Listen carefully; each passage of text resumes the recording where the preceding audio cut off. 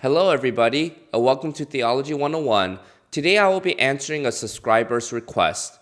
Jared Hunter asked this request. I would absolutely love to see you do a video about fundamentalism. Well, Jared, your wish is my command. So let's dig a little deeper into the topic of fundamentalism. Let's start by defining fundamentalism. Fundamentalism refers to a form of Christianity that upholds a strict literal interpretation of Scripture. To understand the history of fundamentalism, especially in the United States, we need to know John Nelson Darby. Who is John Nelson Darby? John Nelson Darby was born in London during the 1800s. Later, he studied in Dublin, Ireland, and became an influential figure among the original Plymouth Brethren in 1832. The Plymouth Brethren was a community of Christians established in Plymouth, England, and who traveled around Ireland and England. They emphasized the Bible as the ultimate authority over church doctrine and practice. Thus, they would uphold the literal reading of Scripture. This information is important to remember regarding John Nelson Darby. Just put it away in your mental file cabinet for now. John Nelson Darby was a key figure to the Niagara Conferences. What were the Niagara Conferences? The Niagara Conferences were annual conferences from 1883 to 1892 that took place in Ontario, Canada. These conferences began a year after Darby's death,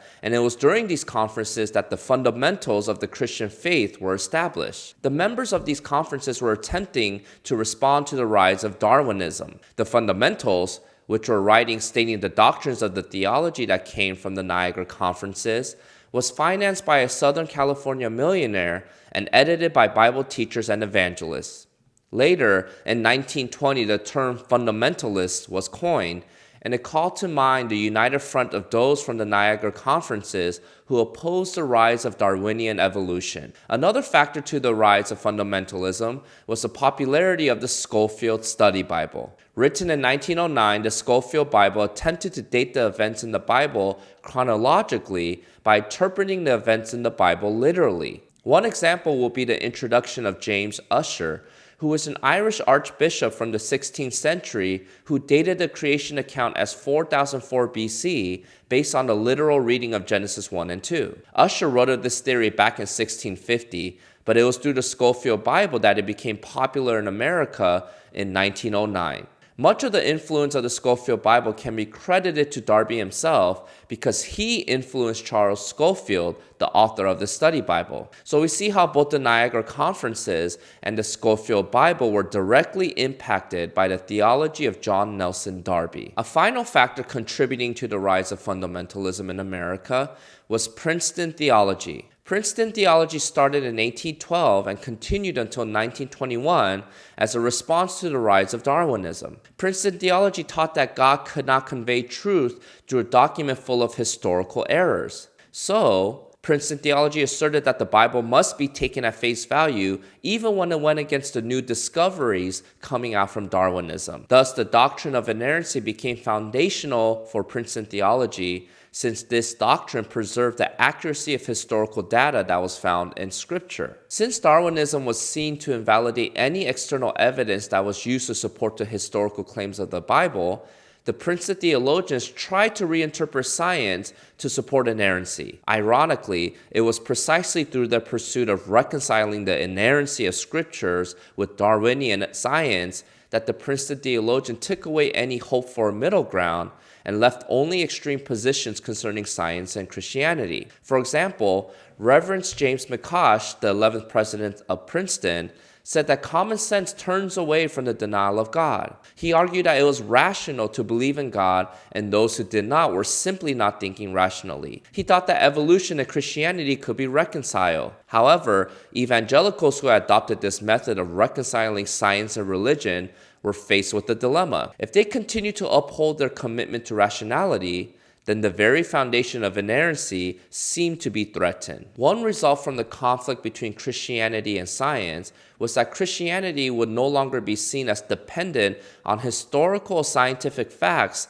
and instead had to do with the personal subjective religious experience. At this point in history, it became nearly impossible for American Christians to adhere to the inerrancy of scriptures while accepting the implications of Darwinian evolution. In 1866, after the release of Darwin's Origin of Species, Princeton Theology officially established a doctrine about the inerrancy of the Bible. Princeton Theology not only defended the Bible as inerrant, but even started to label everybody within Christianity who did not agree with them as wrong. This attack by Princeton theologians continued to have a snowball effect and created a divide in Christianity where one must choose to take the Bible literally or be considered a heretic. So fundamentalism in America came about for many reasons. First, Darby's theology began to influence key thought leaders in America as evidenced by the Niagara conferences. Second, the popularity of the Scofield Bible propagated a literal reading of Scripture. Third, Princeton Theology emphasized the need for Scripture to be inerrant, to preserve its authority. With the rise of Darwinism,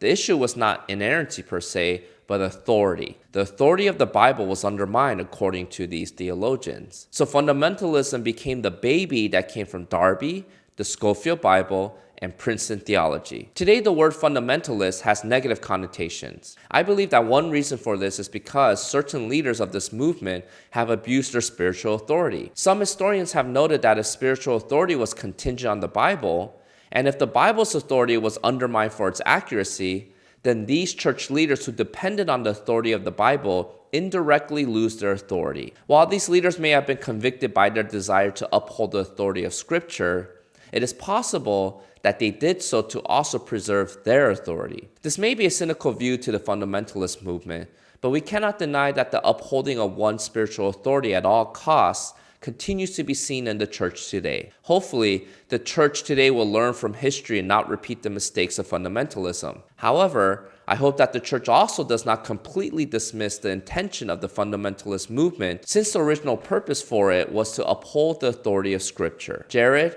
I hope this video is helpful regarding your question about fundamentalism and gave you the information you needed to see the good and the bad that came from fundamentalism. Thank you to today's sponsor, Awe and Reverence. They offer a free digital worship music app called Maskill. If you want to find out more, I'll leave some links below in the description box. Finally, if you want your questions answered with the video, leave a comment below and I will do my best to get to it. Until next time, see you.